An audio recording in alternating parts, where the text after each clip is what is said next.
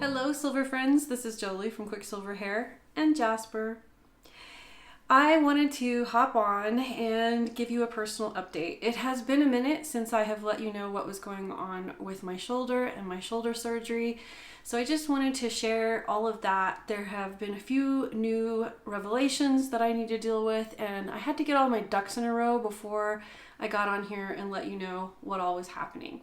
It's going to take me a minute to explain all of this to you, so if you want to grab a cup of cuppa or an adult beverage, I don't blame you.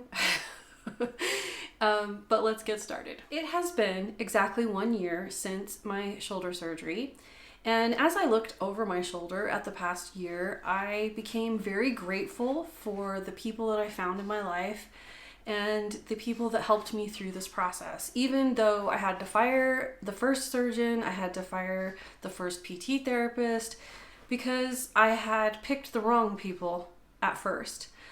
However, I was able to find exactly the right people to help me get through this, and I am incredibly grateful for that. I was talking to my physical therapist the other day, and I was telling her how my new 100% is not my old 100%. And the truth is, I don't remember what my old 100% was because I injured my shoulder the first time severely when I was about 20 years old. And then I injured it again when I was about 40. So the injury when I was 40 was, I think, probably the precipice of this injury completely, the tear completely happening. But I was telling her that even though I don't remember exactly what 100% was like, I do remember what it was like to not have pain in my shoulder. And I came to the realization as I was looking back over this last year that your 100% might be different now, but it's sort of like a $100 bill. Imagine if you carried a $100 bill around from the moment you were born until you died.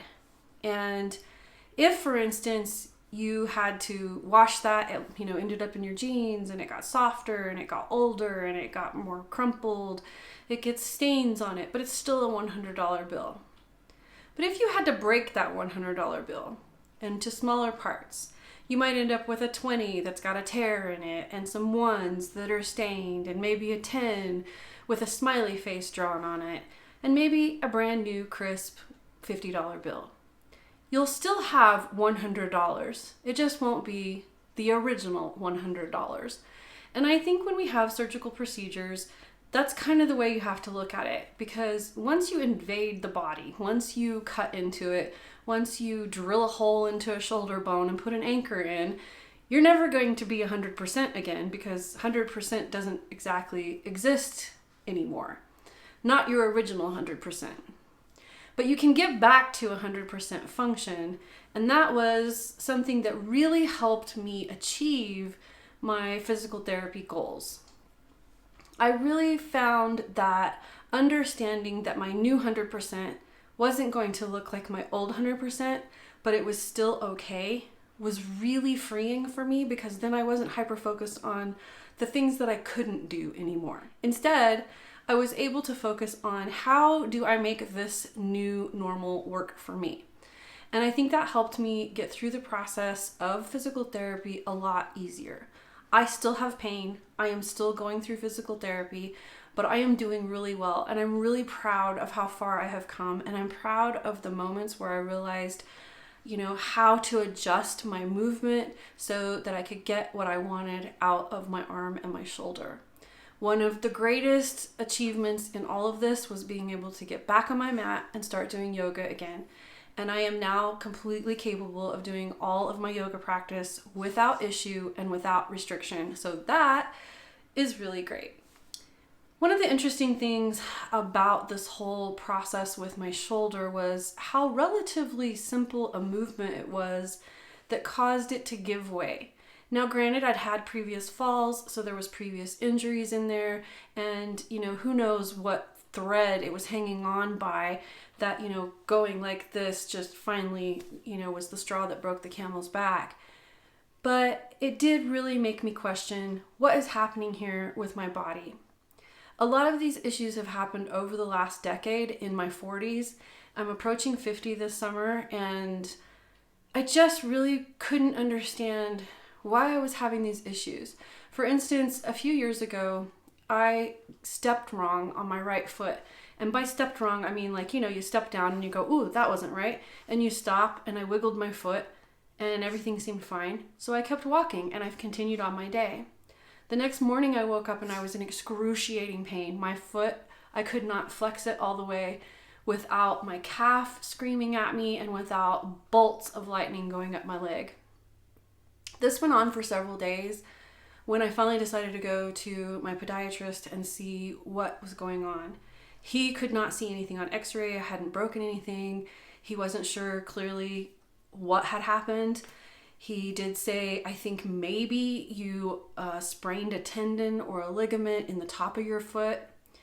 And this jived because the track from the calf down over the top of my foot, there is a ligament, I believe, that goes across there. So it made sense that maybe I had done something to that. But again, I hadn't really done anything except slightly step wrong. So that issue and this shoulder issue, I started really going, what is happening? Why is this happening to me? And I have a couple of really great therapists, my chiropractor and then my massage therapist, who's also an acupuncturist, who had kind of whispered in my ear that they thought maybe I was hypermobile. And I had a chiropractor years and years ago tell me the same thing when I had a very minor car accident. And I ended up with about 10 or 15 years worth of chronic back pain because of that car accident.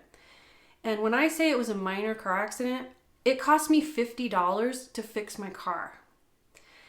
So I really had been wondering for a long time, what was going on? Why was I so sensitive? And on top of all of that, I have skin sensitivity, digestive sensitivities, allergies, food allergies, all kinds of stuff that it didn't make sense. It didn't add up. I'm a healthy person. I eat well. I eat organic. I have a pretty good exercise routine when I am feeling good. So it just wasn't adding up. The chiropractor that I was seeing back then for that car accident, who was the one that actually helped me out of all the pain, she said to me at one point, she was getting on to me. She wanted me to rest because I had been doing too much. I'd been working out too hard and I was continually causing my back to flare up. And so she just was like, I want you to quit doing everything. I want you to chill. I want you to relax. I want you to just rest. And she said, I think you're hypermobile. And at that point, I had no idea that that was a diagnosis. I just heard that I was extra bendy, I was good at yoga, and I needed to be careful not to bend or stretch outside of my range of motion. And I needed to be careful not to go too far because I was injuring myself with getting into positions that my body would go into, but they didn't necessarily need to be there. So anyway, over the last decade, my new chiropractor and my new acupuncturist massage therapist had both kind of hinted at, I think you're hypermobile. So I came home one day after having a session with my massage therapist and we had talked about it at length because she has a few clients that have this issue. And I came home and I really started digging into it and really looking at the information. I had gotten a report at that point with my 23andMe data from another company. I had given them the data and they had given me back this report of all of the potential things that could go on. And one of the things that was listed on there was Ehlers-Danlos Syndrome. And I decided I needed to look at this completely and thoroughly. One of the problems with this condition is that there is no specialty for it. So there's not a lot of doctors that will diagnose it. I found a practitioner here. I did a 2-hour session with her. She was one of the only people I could find in the entire state of New Mexico that would even see somebody that suspected they had Ehlers-Danlos Syndrome.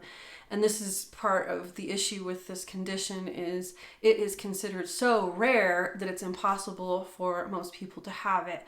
However, what they know now is that it's not that it's so rare, it's just that it's rarely diagnosed because the criteria for diagnosing it is rather complicated. And at the same time that it's complicated, it's very limited. So you could fail some of these tests and still be hypermobile and have EDS. Fortunately, I was able to go through all the criteria with this doctor and she checked off all of the boxes that were appropriate for me and I did have hypermobility Ehlers-Danlos Syndrome. I did also do the genetic testing because there are 13 variants of this that can be seen on genetic testing that are somewhat more severe than the hypermobility. It's hard to say it's more severe because hypermobility just doesn't have a genetic marker known yet, but that doesn't mean that we don't have major issues. Anyways, so Ehlers-Danlos Syndrome is a connective tissue disorder. We make collagen, but we don't structurally use it correctly and use it to build connective tissue correctly. Your entire body is made of connective tissue. And what it means is that we can have multiple issues in multiple symptoms and multiple systems that don't make sense. They don't add up. As a matter of fact, there is a doctor, Heidi Collins, who is an EDS specialist, and she has a saying of, if you can't connect the issues, think connective tissues. That quote dove me down a rabbit hole that I cannot even explain. But basically, I started a table and I created a memory list, or I went through medical records and I listed out everything that had ever landed me in a doctor's office, and then I cross-referenced all of that to EDS. And what I basically found out was that probably 90% of the reason that I had ever been in a doctor's office, aside from my endometriosis, which can also have a comorbid connection to EDS, everything fit inside of EDS. From I had knee issues when I was a teenager, I had sit bone pain and pelvic pain and foot pain that was noted as growing pains. I had all sorts of strange issues starting from a very early age that just, you wouldn't put them all together because they were in different parts of my body. They were different symptoms, they were different systems, and I just never connected all the dots. So by the time I reached about 31, when I had that car accident, things were starting to spiral out of control. And I was really starting to notice that something is not right. Something is up with me and I really don't get it. But I just kept fighting each symptom, each issue, each thing. And I kind of did it individually. As it turns out, that's the way you kind of have to deal with it when you have EDS, because there is no one doctor that will see you and care for all of the things that encompass EDS. Because it is connective tissue, it can affect your heart, it can affect your lungs, it can affect your joints, your muscles, it can affect all sorts of places in your body because connective tissue is everywhere. It's often underdiagnosed, like I said, because it is considered rare, but it is now being understood that far more people have it than we fully comprehend. It's especially underdiagnosed in women, which is a shocker, because women and their pain are not heard. We aren't listened to when we tell a doctor that we're in pain. And that's a problem all on its own, but it resonated with me. As I was going through all of this bucket of information that was my medical history, pain was the one thing that nobody was really listening to me about. And I've had random pains off and on all over the place for years. And one of the things that came up for me, I believe it was about 15 years ago, I started having severe pain when I would sit. And I went in, I had x-rays, and they sent me to physical therapy because they diagnosed it as an inverted tailbone. I went through months of physical therapy. I realized out of that one of the most beneficial things I could do was keep moving. So that was one of the reasons why I worked out 6 days a week, and I was doing yoga, and I was making sure that my body was staying in motion. And as it turns out, I think what's happening now is actually connected to that issue. So when I started learning about all of this stuff with EDS, I, of course, you guys know me, I'm a researcher at heart as far as going out and finding information and finding out what I need to know that is the real truth of the story.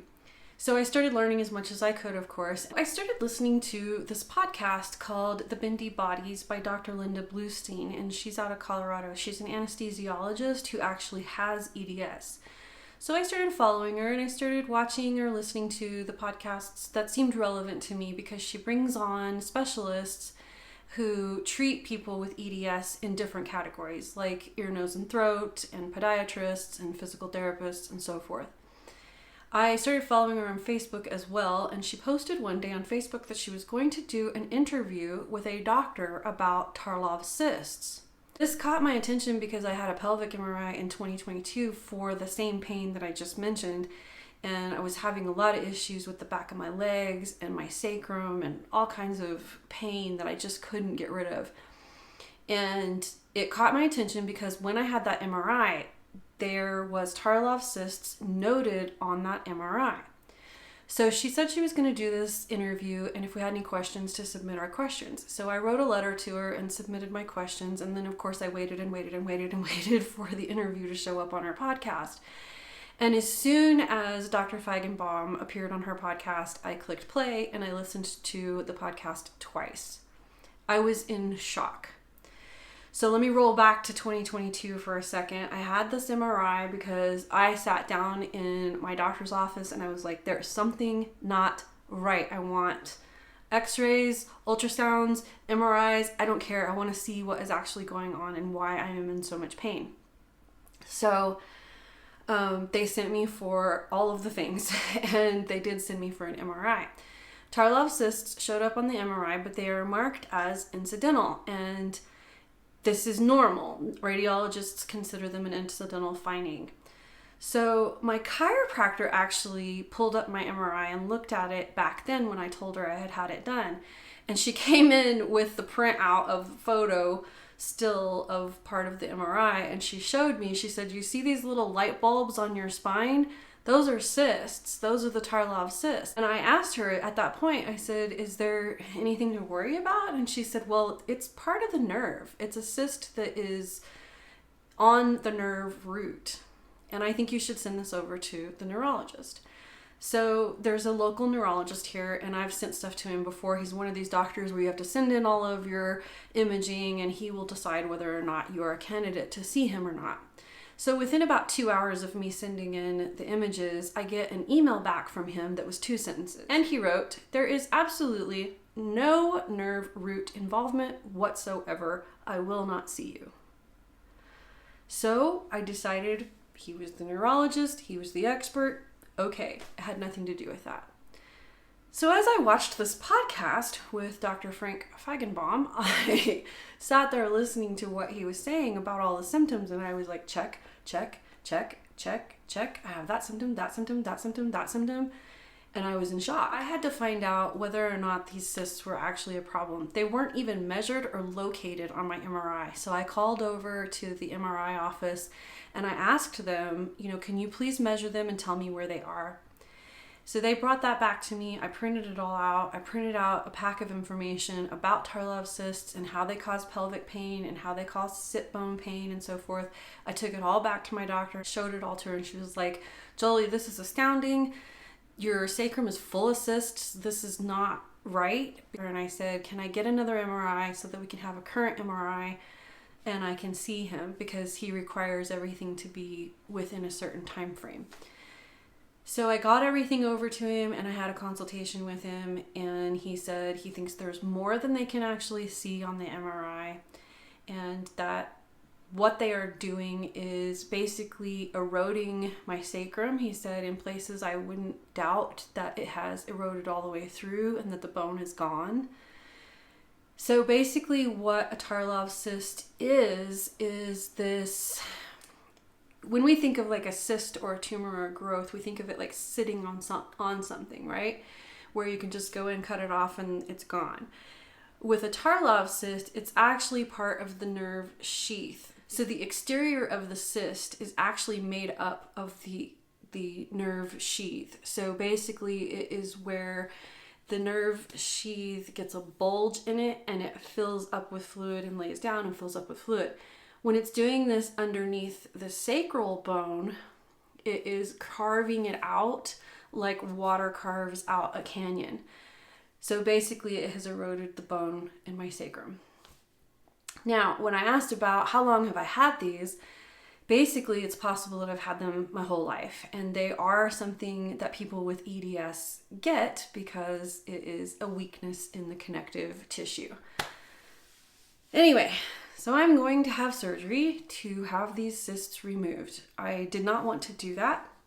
The consultation that I had with the doctor, he basically said, I don't know why you would be hesitant to have this surgery. You're already having issues and you need to do something about it.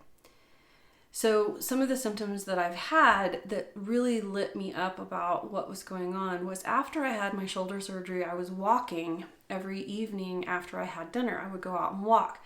It's good for circulation, it's good for healing, it's good for getting fresh air. And I would walk my little neighborhood and I would stay close to the house so that if I got tired, I could just come back into the house. But I live on a no outlet street, so I would just make laps. I was up to 8 laps, and I suddenly, one morning in June, I woke up and I put my feet on the ground and I could barely walk. I went to the podiatrist. I said, I don't know what's going on. It's been weeks like this and I can't seem to shake it. He gave me PT orders and I went to my physical therapist. He gave me an MRI. They couldn't find anything wrong with my feet. But one of the symptoms of these Tarlov cysts is the feet start to hurt. And the doctor, when I had this consultation, he said, if your feet are already hurting, it means that you're having nerve issues all the way down from your sacrum to your feet. And that means you have nerves compromised, that you don't want them compromised anymore, or you will be unable to walk at all. And so I was like, okay, well, I think I'm having surgery again. So, hi y'all. Have you caught up to what I was saying? That was a lot. It was really complicated. But all that is to say, I am having surgery. I am going to get these cysts repaired. There are only 3 doctors in the United States that do this repair. The doctor that I am seeing is the one I did the consultation with. And he's one that has specialized a special technique for this. He's done over 8,000 surgeries as far as I understand it. And this is all he does. He doesn't do any other kind of neurological surgeries. But he basically goes in and he binds the cyst off after he drains it, because you can't just cut it off. You would be cutting the nerve sheath. You can't do that because then you would end up with a spinal leak, and we don't want that. I don't want him to leak out spinal fluid. So his process involves going into the sacrum, binding off the cysts, and then I get a plate put over my sacrum that will dissolve over a long period of time. And it doesn't dissolve completely. It kind of leaves a reinforcement structure over the sacrum, since my sacrum is weakened by these cysts. With any luck, after the 12 weeks of surgery recovery, my nerves will start to rejuvenate and I will get back to what would be considered a normal life. That is the hope anyways. So I'm doing surgery in the middle of May. I will likely either put the QSH store on hold where you can't place orders, but you'll be able to place orders when I get back, or I'll put it in a back order status where everything that is ordered is on back order. I haven't quite figured that out yet because this year business has been really slow and I'm really worried about closing the store completely and losing that potential business when I don't have a whole lot of it right now. And then the other part of me is like, well, you don't have a whole lot of it right now, so what difference does it make? But I haven't decided that completely yet. By the time you see this video, I will be going in for surgery. I will likely already be in Dallas for the surgery. I'm not giving exact dates for privacy reasons, but I would love it if you guys would send me all of your prayers. And I really am nervous about this because it is my spine. However, I am full of gratitude, absolutely full of gratitude for finding the specialist, and that my insurance covers it, and that I can actually get in to see him. The process of getting in to see him started in January, so it's been a long road and it's been a lot to deal with, but I'm here now and we're going to do this, and hopefully it works out for the best. It does require 12 weeks recovery time, so I'm not sure exactly what kind of content I will be putting out because I'm not sure exactly how I will feel. And of course I have to sit here to film, and sitting is going to be kind of touch and go there for a little while, so we'll see how that all pans out. I may have to do my videos standing up for a little while. I will keep you all posted. If you want to know my latest updates, I will likely do that via my email newsletter on Saturday mornings. So drop down into the description box and sign up for my newsletter, because that is where I will update everybody.